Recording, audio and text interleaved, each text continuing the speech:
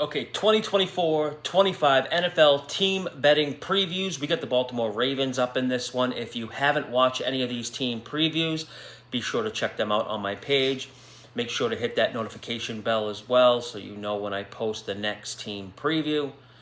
If you could give this video a thumbs up, I'd really appreciate it. I'm breaking down all 32 teams from a betting perspective, discussing regular season win totals, division and conference championship winner bets, some season-long player props, and award winners.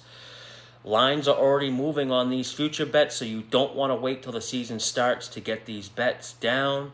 If you want access to all the future bets I've made so far, they are posted inside the Betting Network Discord community. The invite link to join is in the description of this video. I do charge $50 for 3 months of pro membership, which gets you full access to all the different channels and features within the Discord, which includes my weekly NFL Power Packet. Gives you access to my power ratings and the different metrics I use to make point spreads each week. And of course, I post all the bets I'm personally making and also bets from my network of professional betting groups that I call Source Plays. We've done pretty good, winning 4 out of the last 5 seasons of NFL Best Bets. College football Source Plays are going on their 5th winning season in the past 6. But enough with all that. Let's talk Baltimore Ravens, the current favorites to win the AFC North and listed at 10.5 wins.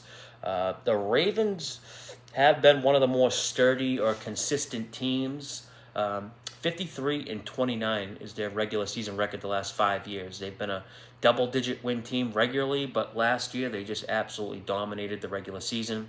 13 wins, most in the league. Number 1 in point differential at plus 203. I don't remember a team ever having over a plus 200 point differential. And Baltimore did it against a top 5 toughest strength of schedule too. And this year it's no different. I have them with the 6th toughest strength of schedule based on my power ratings. They'll face 9 top 10 teams. That's tied with the Steelers for most in the league.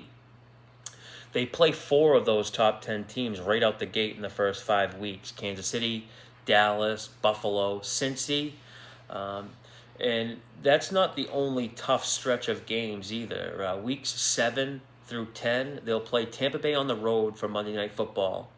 Then on a short week, travel again to play a divisional game versus Cleveland. Then they go home to play Denver, but have another short week at home versus another divisional op at Cincy for a Thursday night game. Now, it's not the opponent's strength that makes this stretch tough, but it is 4 games in 18 days, starting off with back-to-back road games. No other team in the league plays 4 games in 18 days. Only a few even have back-to-back road games. And, if I'm being honest, I think last year was Baltimore's best shot at winning it all. It's just so tough when you pay a quarterback $185 million guaranteed. You can't do much at other positions when all your money is tied up into one player. Ravens lost a lot of guys. They had 8 starters on last year's team that played at least half of the snaps. All left in free agency this offseason. 6 of those players were big contributors too, and had a PFF grading of 75 or higher. Big loss at linebacker with Patrick Queen, who signed with in-division rival Steelers. Javon Clowney's gone too. The Ravens secondary might be the best in the league, though. It was elite last season. Somehow they might have improved. They drafted that kid from Clemson, first-rounder Nate Wiggins. Super slick cornerback. Looked great so far in preseason. He ran like a 4.2840 at the combine. Ravens will have to shuffle guys around in the secondary just to get this guy more time. Now, it's not crazy to see teams lose 5 or 7 players in the offseason like the Ravens have, but usually when those other teams lose that many players, they typically replace it with similar talent through trades, the draft, or, free agent signings. But Ravens basically put that all into signing Derrick Henry, who's going to be great in short yardage, but, let's be honest, he has a lot of miles on those tires, and probably his best days are behind him. But the key to this offense is all the health of Lamar Jackson. He has a win-loss record of 58-19 as a regular season starter. Ravens avoided serious injuries for the most part last season. Lamar was able to start 12 games for the first time in 3 seasons. They'll need that again because their backup is 38-year-old Josh Johnson. And I bring that up because there's major concerns with this offensive line. They lost 3 starters from last year.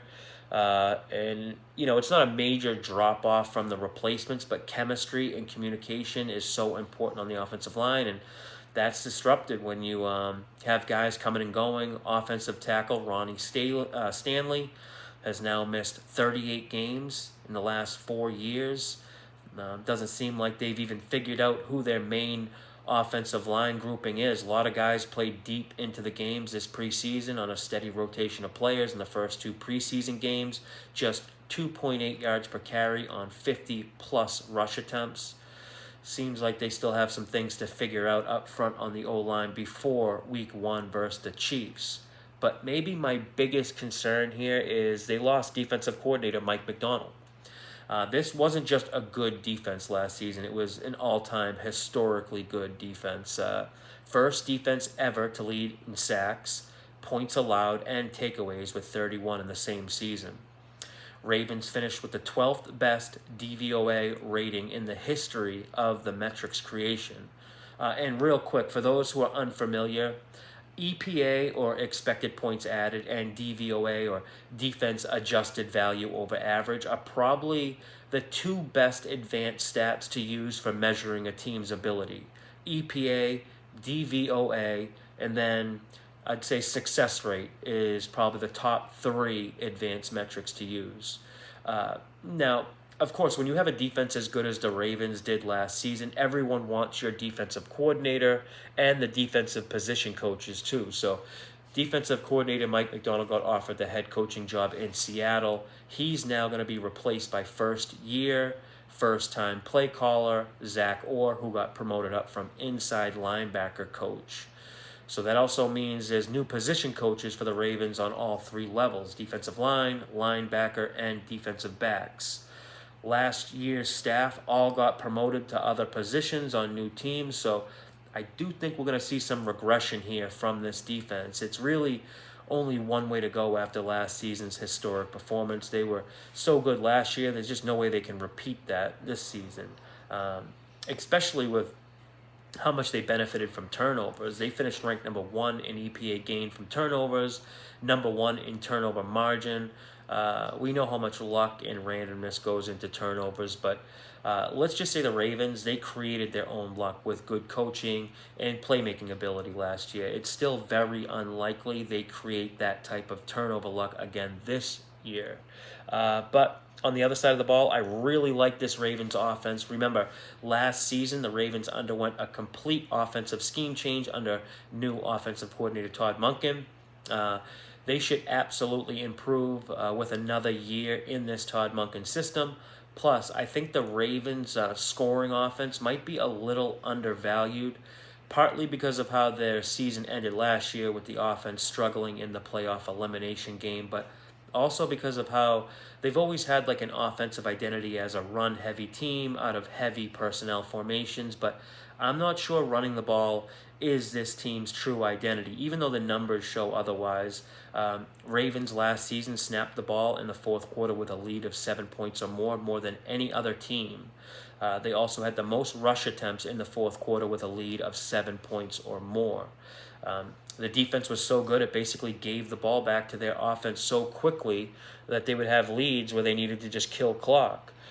This season, with what I expect to be a drop-off in the defense, I don't think they'll have the luxury of just killing clock all 4th quarter and will need to keep their foot on the gas. I think the Ravens could be the highest scoring offense in the league, or very close to it. They finished 6th in scoring last season, despite dealing, with a whole new system change. I expect them to be near the top in pro, or pass rate over expectation. I think we see a lot of play action and a more pass-heavy, balanced offense. I think Lamar will run less now after signing such a big contract. They have some pass catchers that they should be using. I think they'll be value betting Ravens games overs. For years, run the ball, play defense was their game plan, which is why it's so confusing. They decided to completely go away from the run game against the Chiefs in the AFC Championship game. Defense did their job in that game. The offense just kind of outsmarted themselves, I guess. 10.5 wins seems about right for this team. They got a 90% field goal kicker with Justin Tucker, who's probably going to win them some close games. Top tier quarterback, one of the best coaches in the league. So it's tough to count them out, but they play a brutal schedule in a tough physical division like the AFC North. I'd probably have to lean towards the under 10.5 wins, but no play here for me. But again, I have a Google Doc with all my future bets I've made so far, and I'm adding to the sheet daily. It's available for pro members of the Betting Network Discord, along with a ton of other features. The invite link to join is in the description below this video. If you've watched this far, I appreciate you. Hope you're finding value from these team betting previews. Any questions, just ask in the comment section. I'm good at responding. Until next time, good luck with